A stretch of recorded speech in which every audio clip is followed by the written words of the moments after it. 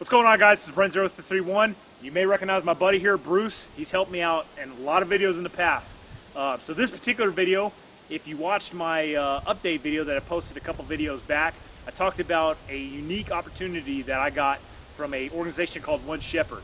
Essentially, they're a leadership academy that's up in Missouri, and they teach leadership through conducting patrols and military operations and things of that nature. They accomplish this by bringing a group of guys in, their students, and giving them basic classes on basic fundamentals of infantrymen, knowledge and tactics and procedures and everything else. They give these guys op orders, they go out, they execute missions, they utilize real gear, real weapons, and they utilize Miles gear, which is a system that's utilized by the U.S. military. And essentially you shoot blanks, and the components that are attached to the weapons and the sensors that are worn on the body facilitate combat simulations. So the lasers take the path of what would be a 5.56 round. So it's a very unique, interesting, and awesome way to train, and kind of gives you a little bit more perspective, because you know that an OPFOR out there are shooting at you with, you know, what essentially would be a live round. They're shooting a laser at you, so if you get hit, you know, hey, you're getting some live feedback that you just got popped by the enemy. So awesome opportunity. The One Shepherd guys reached out to me via YouTube and said, hey, we'd like for you to come up here and participate in one of our training sessions, or come out for our final exercise. So I told them that I would get in touch with my my work and see if my schedule worked with it, and see if I could make it up there. And I said, you know, I might not be able to do the full class, but I could definitely do this final exercise. And they said, hey, you know, we'd love to have you guys. So when I was talking to them, I said, hey, well, you know, would you mind if I had a buddy of mine, Bruce, obviously the man standing here right next to me, who's helped me film so much on my camouflage effectiveness videos and other, you know, infantry related videos. I told him, I said, hey man, do you guys mind if Bruce accompanies me up there? It'd be a great opportunity. Plus I'm making the trip from Texas to Missouri. You know, it's good to have an A driver, so I'm not, you know, knobbing off at the wheel and crashing the car and whatnot. So they said, hey, yeah, bring Bruce, and we welcome you guys up there. So they told us that we're going to participate in this as the OPFOR. So we're going to join their OPFOR component and just kind of be with their cadre, enabling the scenarios and everything else for the students that are up there. So greatly look forward to it. They sent us their gear list and requirements. So Bruce and I put together a, you know, we took the gear requirements that they had on One Shepherd, and then we put together pretty much our gear that we're going to be taking up there to utilize with these combat operations that we're going to be running up there. So I know how you guys, a lot of you guys like to watch gear videos that, you know, we put out and stuff like that. So, you know, I thought that Bruce and I thought that this would be a great opportunity to show you guys what we're thinking about running in the field with. This isn't perfect yet. This is about a 90% solution of what we're actually taking. I guess we'll just take it off from the top. Bruce, you got anything you want to add? No, just to piggyback on what you said. You know, this gear is about 90%. This was an opportunity for us to do a final gear check, look at what each other were carrying, and go, hey, maybe you should do this different, maybe you should do that different, or I interpreted this different, etc. And there's a couple of things I realized, hey, you know, I left this, you know, back at the house. I need to make sure that I pack it. It's an opportunity for us to make sure that we don't forget anything. And that's the last thing you want to do, is make a trip up that far and forget an essential piece of gear, even though One Shepherd was professional enough, of course, and thorough enough to send us a required gear list for what we're going to need. So we're trying to go through that gear list, kind of interpret how it may be used. You know, they do a lot of very conventional warfare training, sort of per the military manual, and it's sort of a conglomerate of probably techniques used over probably the past 30 years. So a lot of what they use is sort of Alice related, and of course they allow Molly related stuff, but you can still get into some of that old school kind of 80s Cold War type gear and fighting techniques, and I know I'm really looking forward to it. Yeah, I'm pretty stoked. So nonetheless, let's go ahead, we'll zoom in, we'll show you guys kind of our sustainment loads right now, and then we'll actually break open this stuff and get a closer up look at all the little knicks and knickknacks and all that other crap that we're taking up there. So let's take a look at this. So Brent said we're going to start with my pack first. So we're just going to go over what's on this pack real quick. This is a medium-sized Alice pack. We're packing everything that we could need in the field, pretty much so everything we could need at all in this pack off of the gear list. As you can see on the outside, I've got an E-tool. I've got some bungee cords that they're requiring. This is we think that this is going to have something to do with using our tarp that we're going to be sheltering in when we're out in the field, and that's the tarp that this gear is laid out on. Got my 3 pouches here full. We'll go over the gear that's in there in a minute. This is my snug pack, which is a very lightweight sleeping bag. We're going to be watching what the temps are going to be like there, and just wanted to pack not anything any bigger than we needed. We know it gets a lot cooler in Missouri than it does here in Texas, but I'm going to watch those temps and see what they look like. I don't think it's going to be too cold there. This can always be changed out last minute if we need to. As far as a rifle goes, this was interesting, guys, because we started talking to one shepherd about our rifles, and you guys that follow me, you know I run a SCAR 16 as a primary. Well, they really ask and require that everybody brings an AR, and I totally understand why. They supply magazines, they supply blanks, they supply BFAs. There's a lot of safety concerns there, and all of the equipment that they have is already tuned for the AR-15 platform.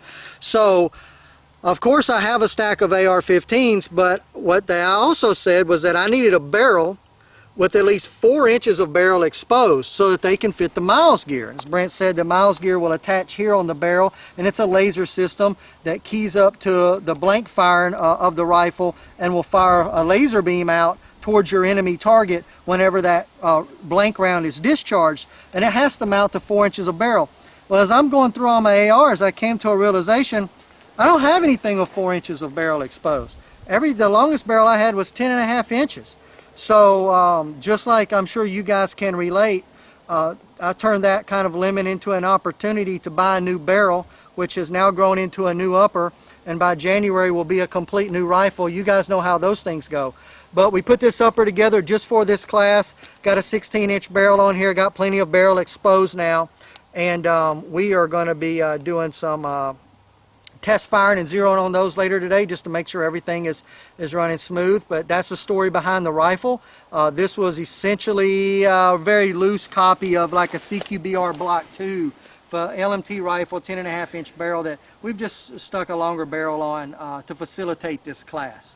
As far as my web gear goes, web gear, they call it Battle Rattle. You Brits call it your kit. But the pretty basic setup. You guys have seen this before. This is a London Bridge trading company chest rig. They required that we have some pouches that will facilitate magazine carry. So I've got 3 Eagle pouches here that will hold a total of 6 M4 magazines, and I've got 2 fast mags for 2 more fast change magazine carriers. Pretty standard. You guys will see that in all my videos. I've got 1 canteen here, which is just a Nalgene pouch with a canteen cup inside. Butt pack where I can put any extra materials I need in there, whether it be mission related, weather related, or sustainment related. And of course, my first aid kit. This is an ATS. I think this is their medium size tearaway med pouch. Got my gloves, got my trauma shears. We're not expecting any injuries out there, but I like to run a rig, you know, of course in training like you, as close to you would in a combat situation. So I'm kind of heavy on some of the first aid stuff here. That's it, guys. That's it for the exterior of my gear. I will say this, I will do a more in-depth review on this chest rig on my channel at a later date.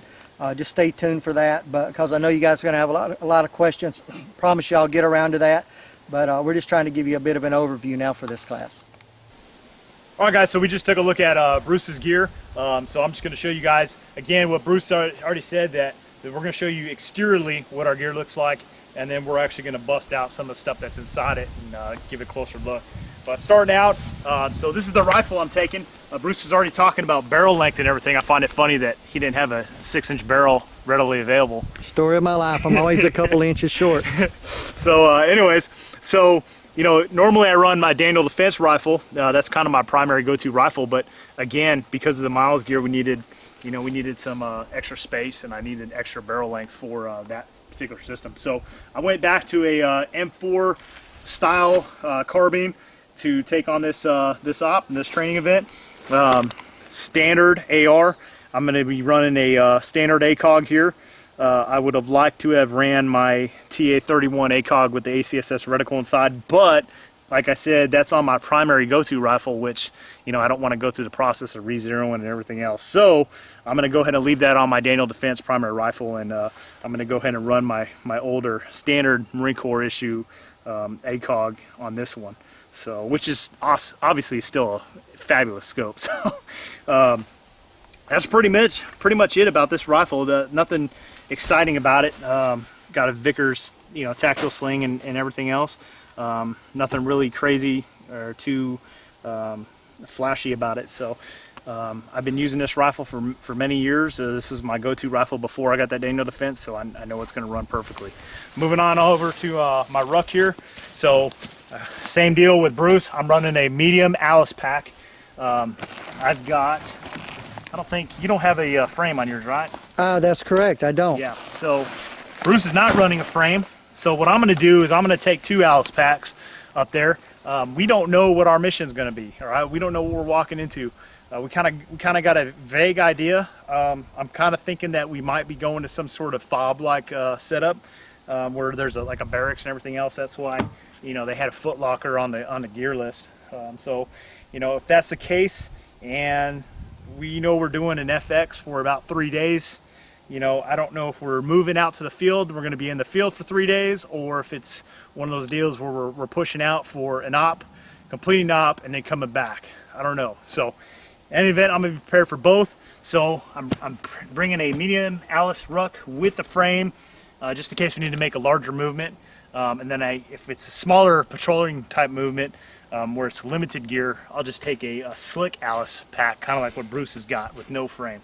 But on my ruck, I've got E-Tool, 2-quart canteen.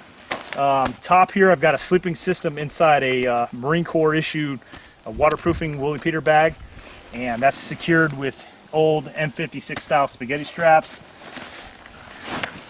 I've got some bungee cords. Those were on the gear list, but it helps, you know, keep your pack tight. You know, the old saying is, you got a tight pack, you got a light pack. Got some rope. Again, this is mission dependent. If we need it, I'll have it. If not, I'll probably leave it back in the sea bag or in the foot locker or whatnot. But got rope secured with 2 D-rings. I've got a Gurkha machete that you might not be able to see, but it's right here, secured to the pack. If I need it, I can just pull it off the D-ring, pull it out, and I can have that in lieu of a machete or something along those lines. Obviously, these exterior pockets will have little knickknacks in it for gear, chow, stuff like things of that nature. And we'll get, again, we will get down into what's exactly in this pack here in a little bit. But this is just talking about the exterior of the pack for now. I think I already covered it, but 2-quart canteen. I love 2-quart canteens, great piece of gear. Definitely water is a must. You got to push water to keep you alive. So moving on to my webbing. So I am running older style Alice equipment. You saw an older video of mine, Brent0331 Gear and Equipment. I talked about how I like Alice rigs. I think they really distribute gear well, weight-wise and everything else. I have no problem. I don't need the latest high-speed gear. I have some of the latest high-speed gear, but you know, everything I do is mission dependent. So I've got gear for specific stuff. You know, I try to make sure that the gear I carry is tailored to the mission at hand. So based on what I've seen from One Shepherd, the videos that they have on YouTube, and some of the stuff I've read, it sounds like a lot of it's patrolling oriented. So I think that this is going to be the perfect setup for me for that particular type of scenario. And it's just, you know, Alice is kind of a, you know, it's a kind of a jack of all trades, master of none. So, you know, I can carry just about anything I need for the mission. Might not be the best, you know, might not be the quickest, but it can carry and cover a wide variety of stuff. So I've got a, you know, old style ass pack here. Attached to the ass pack, I have a first aid kit. So this kind of has basic first aid type stuff in there. You know, some combat gauze. I think I got 1 tourniquet and whatnot. Some other miscellaneous band-aids and stuff like that. You know, typically blowout kits are a little bit bigger than this. This is the, you know, what we used to have in the Marine Corps, and we now have something like this size, the saw pouch that carries our first aid kit. So I've got this just kind of as a quick go-to, some little, you know, trinkets and stuff like that. And then inside the saw pouch, I'll have you know, some other miscellaneous stuff, some more tourniquets, and some more first aid equipment. And I will also probably carry my AN PVS 14s, because, you know, reading the website, it looks like there's going to be some night ops, and they do issue out the AN PVS 14s out there. So probably carry my optics in this pouch as well. So I just got to get a little bit more situated. Got a compass pouch with a USGI compass on there. And then I have two M16 pouches that can hold 3 mags each. So a total of 6 magazines on the web belt. I've got a dump pouch here. All right, so a dump pouch. Got 2 canteens of water. I got 8 straps. Got my OKC, Ontario Knife Company Marine Fighter knife here. So that is the knife that I'm going to be rolling out there with. I've got a little tiny light here that's just for, you know, map reading and stuff like that. I think I covered everything here.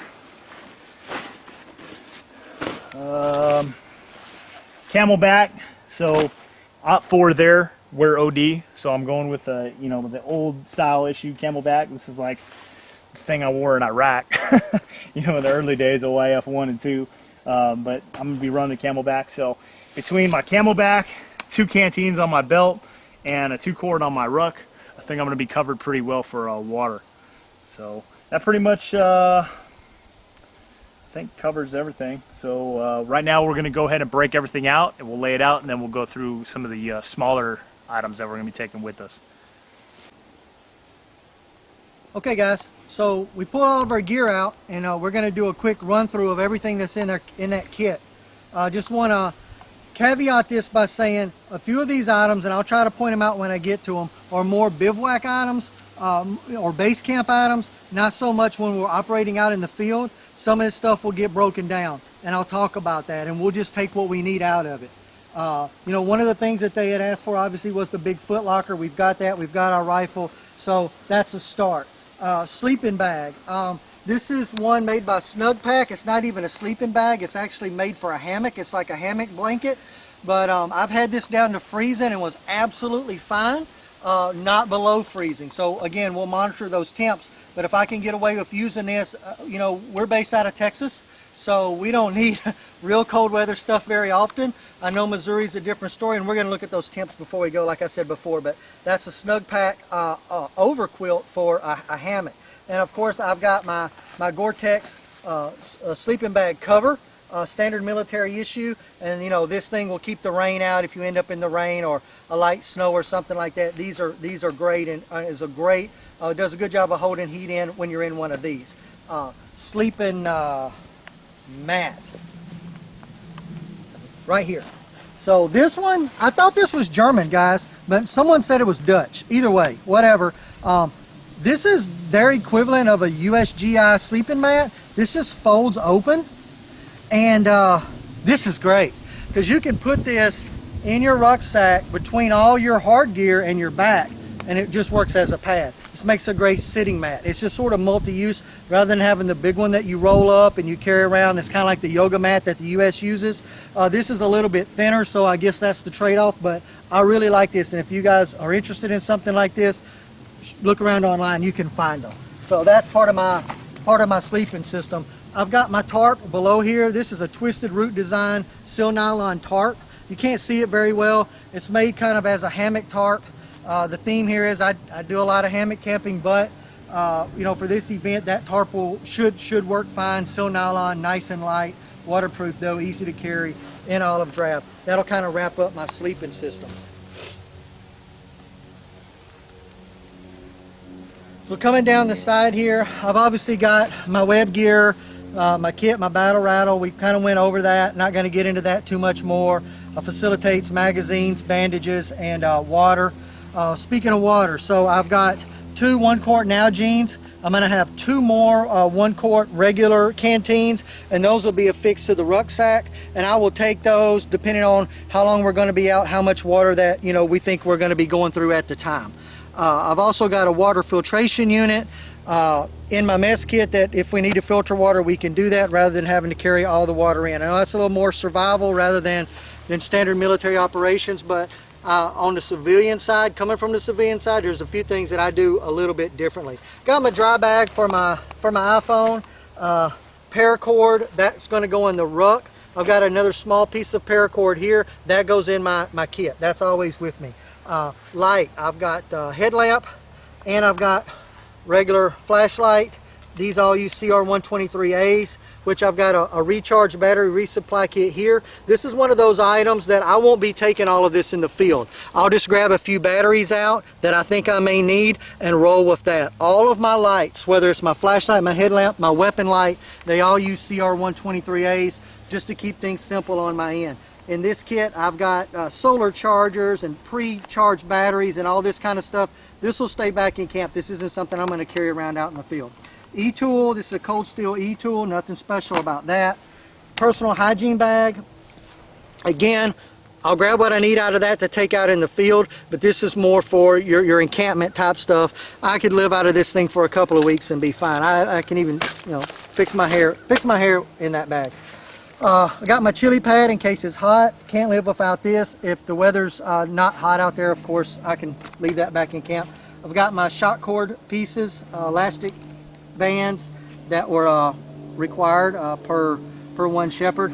I've got stakes. I can pull a few of these out if I want to take them, and I can make a plow point shelter out of my shelter half or whatever if I don't want to make stakes out in the field and I'd rather carry the weight of some aluminum stakes. Those don't weigh very much. Of course, I'm going to have pouches for all of the Nalgene bottles and mess kit.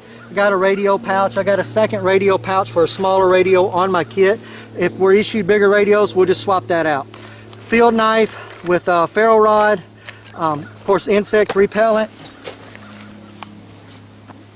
Got a secondary BDU, should I need that. This is one that I bought from Proper. You can see it's kind of a bright green, but you know, we'll use that or use that for night operations if we're out in the field. We don't have to look good. Pants are by Vertex, and added these shoulder pockets to this one. It didn't come with them, so I had some material left over from him in my pants, because you guys like to point out that I'm a short guy. I use that to make a couple of shoulder pockets on the shirt, so good to go there. Field improvised. What's that? You're Asian too. And I've been accused of being Asian as well.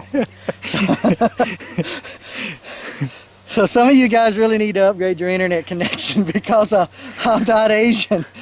Okay, so socks, I got 3 pairs here. These are all wool-based socks, smart wool socks.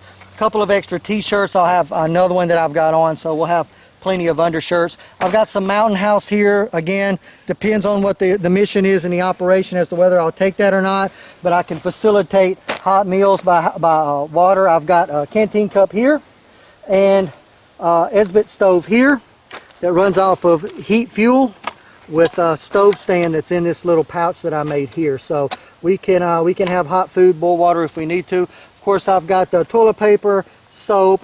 That stuff really goes more with my personal hygiene stuff here. Insect repellent, mess kit. This is one of those things that typically stays in camp, but I can live out of this. I can shave out of this, wash out of this, boil water in this, cook in this, whatever. So I always like to have it with me, stuffed full of this other stuff so it's not taking up a lot of space. And I've got a container there. Can of OD Green spray paint. Not the right cap, but trust me, it's OD Green. One Shepherd, they're big OD Green fans. I guess we are too.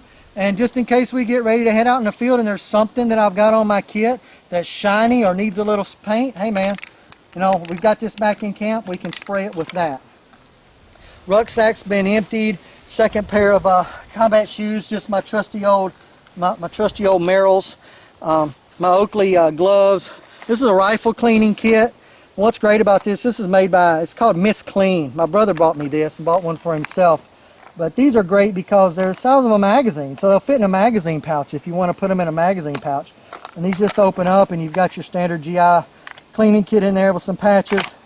Good to go for weapons maintenance. Of course, I got my compass, another small piece of paracord that's going to be in my kit, tripwire, camouflage face paint, map markers, writing utensils, paint pen, write in the rain, regular notebook. I got some other stuff, some pencils and other stuff in this little bag here. This little bag is just for all of my sort of riding marking implements. Of course, I've got, you guys never forget this, my standard British issue mesh neck scarf. There's so many uses, so many multi-uses on that. I'd never leave home without it. Rain jacket. This is a civilian rain jacket. This one's made by a company called Red Ledge. And my buddy John, if you're watching the video, you did a review on these. These are tested in the Florida monsoons, and if they're good enough for John at the UW Gear in the monsoons, it was good enough for me. I tracked one down, got my hands on one, and just a lightweight rain jacket. But these things have sealed seams. They're waterproof, and they're good to go. Comes in its own little stuff sack, and that thing's really small once you pack it up. Not very heavy either, and that's one of the things that I like about it. I don't think I've left anything out, so let's have a look at Brent's gear. All right, guys, so we just saw Bruce's gear. So I'm gonna go down, and again, I just want to reiterate, this is a 90% solution, and this is everything we're taking. So, you know, again, I think we're gonna be operating probably at like a fob type environment, and we're gonna be pushing out patrol. So a lot of this stuff will be left back in the rear, and it'll be mission dependent. So starting out, sleeping system. So my sleeping system that I'm running is, here's a black Marine Corps issue compression bag, and then I have a woodland style bivy sack, same one Bruce has. I've got the lighter weight patrol sleeping bag, and then I've got a poncho liner. Again, depending on what the weather's like, I might just roll with a poncho liner and a poncho, go with a Ranger roll if it's too hot. But again, bivy sack, awesome piece of gear. It's great. It's water resistant. It's not waterproof. Found that out one time sleeping in the field when there was a thunderstorm, but it's still a great piece of gear. So Willie Peter bag, I think I already mentioned this. This is great. This is current issue Marine Corps Willie Peter bag. This thing is awesome. So you throw your stuff in there. You start to roll it up, and then you can loop it around, buckle it, creates a handhold. You open up the vent here, and then you just start squeezing the air out. You hear that, and it really compresses down, and you can get this big ass sleeping system down at nothing. So carry that on the top of my rucksack, as you guys saw earlier. So we're going to be the Op4 at One Shepherd, and the Op4 wears OD, so I had to go out and look for some OD, straight OD wet weather gear. So obviously I couldn't wear my, you know, Marine Corps issue Gore-Tex or Woodland, you know, Gore-Tex or anything like that. So I was looking for OD wet weather gear, and one of the best bargains that I found was this Canadian military Gore-Tex stuff. So you can look at this, and the material is a Gore-Tex-like material. So I have not tested this out. I don't know how good it's going to be. I would imagine that if they issue it to the Canadian Armed Forces, or at least they used to anyways, I imagine it'd be pretty decent. So I got this at a decent price. It was like $20 for the top and $20 for the pants. Here's the pants, Gore-Tex-like bottoms. And again, these just go over your regular uniform, elastic and drawstrings to close up around your waist. It's got a fly, button fly it looks like, and you can tie it at the bottom too. So looks pretty good. The whole ensemble cost me about $40. So pretty good price point, I thought, for, you know, surplus military wet weather gear. Moving on, skivvy shirt. I'm going to be rocking straight Marine Corps issue 100% cotton skivvy shirt. Those are my preferred ones. I'm not too big on the moisture wicking, you know, Under Armour stuff, anything like that. I just, you know, like standard straight up cotton type shirt. So these are the skivvy shirts I'm going to go with. Socks are going to be, you know, either OD or Coyote, you know, standard Marine Corps issue socks. Skivvies. These are Marine Corps Silkies. They either come in OD or black. I run both. Great piece of gear. If you're a Marine, you probably know about Marine Corps Silkies. They increase combat effectiveness by 25%. Those tried and true and combat proven Silkies. So, rifle cleaning gear. Flashlight. I'm going to add a headlamp to it. So that's the great thing about doing this is Bruce and I are kind of doing our pre-combat checks and inspections here. So he's looking at my stuff, I'm looking at his stuff, and I'm like, oh crap, I got to add that, or I forgot that, or everything else. So looking at his gear, I fully intended on taking a headlamp, and I just realized that when I saw his, I'm like, oh crap, I forgot to pack that in my ruck. And I'm definitely getting some combat skivvies. Yeah, I'm telling you, man, you're going to need them. So yeah, I got to add a headlamp, but I'll have that in my kit as well. Face paint, going with the BCP International face paint that you probably saw I did a video on. I've used this stuff over and over recently, ever since I got this stuff, and it's good face paint. And again, the mirror inside here is awesome. It's great for shaving and everything else. Got some mini bungee cords for miscellaneous purposes. My preferred gloves for this op is going to be the Nomex flight gloves. It's got black leather gloves for working. Scrim, scarf, sniper veil, just like Bruce was talking about. 101 uses for this. Love this, great piece of gear, definitely taking it. Some other miscellaneous stuff, 550 cord with a lighter so I can, secure the ends of it after I cut it. Some black electrical tape. I got some chem lights with different colors. Insect repellent. Got my standard memorandum notepad along with a Write and Rain notebook. The boots for one shepherd, they say they want, tan or brown suede. So I'm taking Marine Corps issue, standard Marine Corps issue jungle boots. Let's see, moving on. Snivel gear. Now, don't know what the temperature is going to be like, but I can tell you right now, when I went to the Baltics this past summer, I'm sitting in Texas, and it's like 100 degrees plus in Texas in the middle of summertime, and we're getting ready to go to the Baltic Sea to do some training over there with NATO, and we're like, most of the Marines were like, what the hell we need, warm weather gear, or excuse me, cold weather gear for, we go over there, and then we get some Liberty in Poland, and then we're freaking freezing our ass off. So, learned my lesson. I'm taking the stuff. I'll figure out whether I need it or not. But the snivel gear I'm taking is going to be field jacket liner. Great piece of gear. I got an M65 field jacket OD that I'm taking as well. Again, if I don't need this stuff, I'm just going to leave it back in a sea bag or in a foot locker or whatever. Other snivel gear, got the watch cap with neck gaiter, and I think that's it for snivel gear. Moving on, map reading stuff. So this right here, they issue us maps.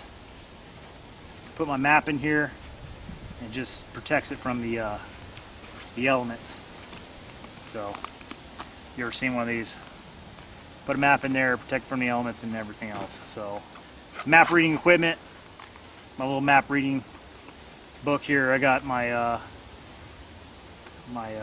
beads here, my Ranger beads. Got a magnifying glass, a small red lens light to read maps at night. Signaling mirror, map pins, and my protractor. So that should pretty much sum up anything I need for map reading.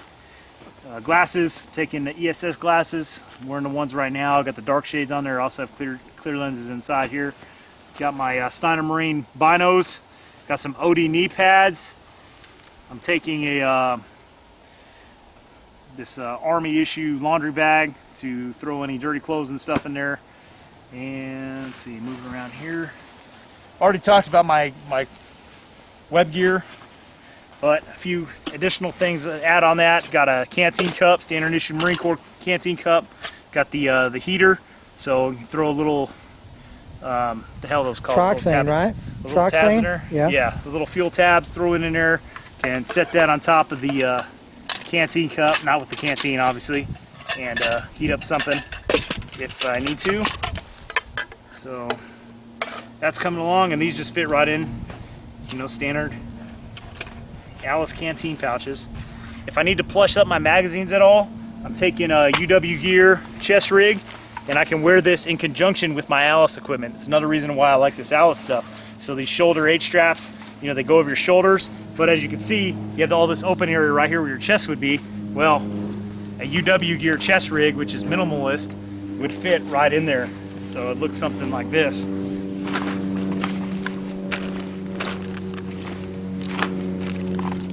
Just over the top, and then if I need to plus up my magazines here, I can carry an additional 9 magazines on top of my fighting load. A few extra things, bungee cords, already talked about. Inside the butt pack here, I'd have, this is a larger sniper veil, woodland camouflage. I also have this poncho that's, everything's sitting on, that's going to be inside the butt pack. Additionally, I probably have a, an emergency chow. Here's a full-size MRE, and then it's broken down to field strip, so this becomes this. So this would go inside the butt pack as an emergency chow. Baby wipes. So baby wipes are very essential things. I'm telling you, there's nothing worse than being in the field with monkey ass. Baby wipes are a great way to prevent monkey ass because you get all that crap off your ass.